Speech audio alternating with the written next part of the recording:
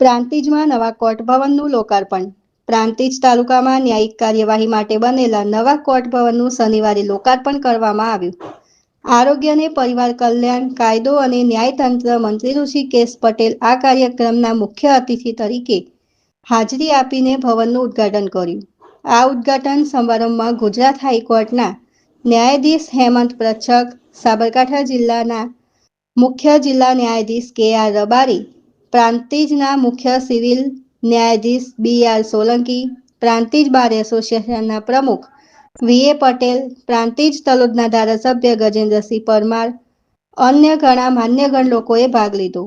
પ્રાંતિજ તાલુકાની ન્યાયિક કાર્યવાહી ઘણા વર્ષોથી જૂના ભવનમાં ચાલતી હતી, જેના કારણે વકીલો, ભેદભાવના કરનારાઓ અને જનતાને અનુકૂળતા નહોતી. નવા ભવનથી ન્યાયિક પ્રક્રિયાઓમાં વેગ આવશે અને સુવિધાઓમાં વધારો થશે, એવી આશા વ્યક્ત કરવામાં આવી. આ નવા ભવનના નિર્માણમાં સ્થાનિક જનપ્રતિનિધિઓ, ન્યાયાધીશો અને બાર એસોસિએશનનો મહત્વપૂર્ણ ફાળો રહ્યો છે. લોકેશ પરમાર, પ્રાંતિજ. ઉદ્ઘાટન સાથે શું કહેવા માંગ્યું?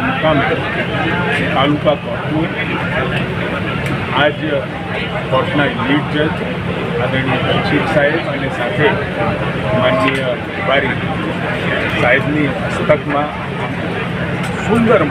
સુંદર પર્યાવરણ, આધુનિક સાધનો અને સગવડીકરણ કોર્ટ બિલ્ડિંગ અર્પણ થયું છે, જેના કારણે લોકોને જે ન્યાય મેળવવા આવતા હોય અને સાથે કોર્ટમાં કામ કરે લોકો માટે અને વકીલો માટે ખૂબ સારી વ્યવસ્થા ધરાવતું કહેતા આ મકાન મળ્યું છે. ગુજરાત સરકારનો પ્રયત્ન છે કે હાઈકોર્ટની સહિત જિલ્લા કોર્ટ અને તાલુકા ખૂબ સારી બને, જેથી કરી સુવિધા સભર સગવડ અને સ્પેસ સાથે લોકોને વ્યવસ્થાઓમાં પણ મળે અને આ ન્યાયતંત્રમાં કામ કરવાવાળા તમામ સ્ટેક હોલ્ડર માટે પણ સારી વ્યવસ્થાઓ ઉપલબ્ધ છે.